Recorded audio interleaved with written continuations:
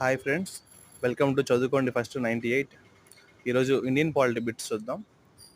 జాతీయ మానవ హక్కుల కమిషన్ చైర్మన్ మరియు సభ్యులు పదవీ కాలం ఎంత?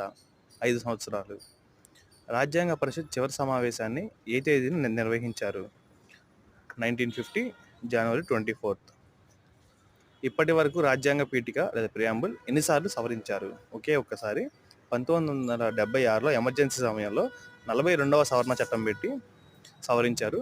అందులో సోషలిస్ట్, సెక్యులర్, ఇంటిగ్రిటీ అనే పదాలు ప్రియాంబుల్కి జతపరచడం జరిగింది.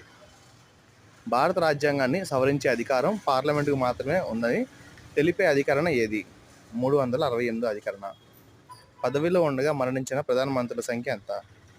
3. జవహర్లాల్ నెహ్రూ, లాల్ బహదూర్ శాస్త్రి, ఇందిరాగాంధీ. వీరు ముగ్గురు ప్రధానమంత్రిగా వర్క్ చేస్తూనే ఆఫీస్లోనే మృతి చెందారు. భారతదేశంలో తాత్కాలిక ప్రభుత్వాన్ని ఎప్పుడు ఏర్పాటు చేశారు? 1946 సెప్టెంబర్ 2. అటార్నీ జనరల్ పదవీ కాలం ఎంత? రాష్ట్రపతి విశ్వాసం చూరగొన్నంత వరకు. అంటే పర్టికులర్ పదవీ కాలం ఏం లేదు, రాష్ట్రపతి ఇష్టం అని అర్థం. కేంద్రంలో ఎలాంటి మంత్రి పదవి చేపట్టకుండా ప్రధానమంత్రి అయిన వారు ఎవరు? Rajiv Gandhi. Thank you friends. మీకు ఏదైనా టాపిక్ మీద బిట్స్ కానీ ఫుల్ లెంత్ వీడియో కానీ కావాలంటే కామెంట్ చేయండి, ప్రజెంట్ చేస్తాను. Thank you.